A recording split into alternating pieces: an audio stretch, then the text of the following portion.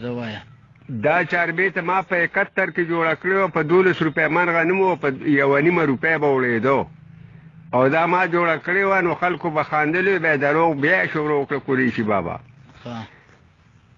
دا دور به راځي زما به سترګې نه غړېږي، دولت به را دوړېږي. دا دور را روان دی خو نوم به ختم د نیستی شي، هر څوک په مستی شي، غلام به پاتې نه شي بلکې وینځې به لختی شي، هستی به رالتی شي، اوښان به په ځنګل کې شرمخانو ته برړېږي، دولت به را دوړېږي. نن به خوشي ډاګه وي، سبا به شیش محل وي، ښه جوړ به مکمل وي، مالک به پې خفه شي د نقشې نه چې بدل وي، کروړونه به پې دل وي، نو لګیا به پې مزدور کې، سبا بیا بران وړېږي، دولت به را دوړېږي.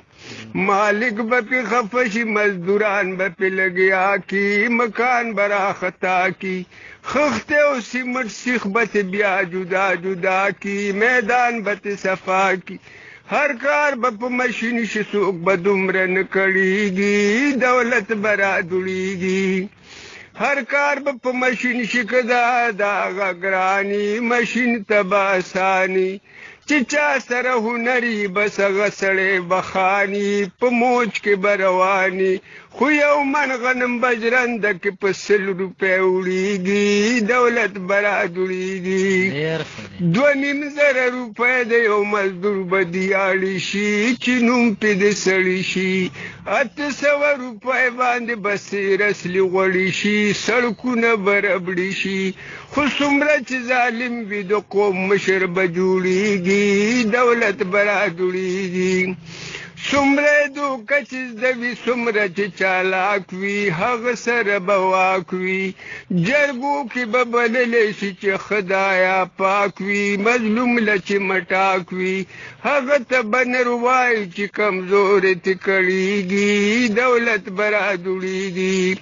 800 روپۍ 8000 روپۍ باندې یو من اوړه به ورکي، په نرخ به خبر کی، کمزوري به شي تنګ ځان په وسله به برابر کی، راګیر به متبر کی، لاشونه به پراته وي، شنه مچان به پې بړېږي، دولت به را دوړېږي.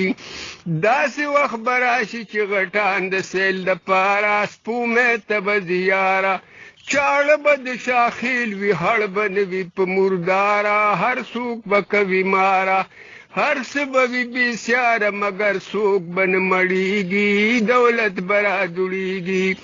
دنیا به ایټمي شي، په ملکونو به شاهانه، جنګونه کړي روانه، چاپېره باړم وي، خوراک به وي میدانه، صحیح کوم بیانه، گزار به کېږي دلته جرمني کې به پرړېږي، دولت به را دوړېږي.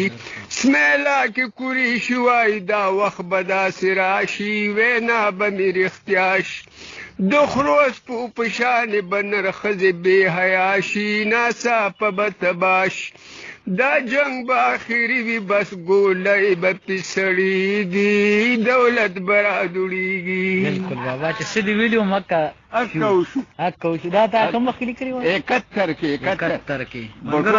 را پیدا شو. ملګرو دا چاربیته بابا په 71 کې لیکلې وه، 71 کې مې لیکلې وه، او 100% پوره په پوره هغې نه سیوا لړه خبره. بلکل.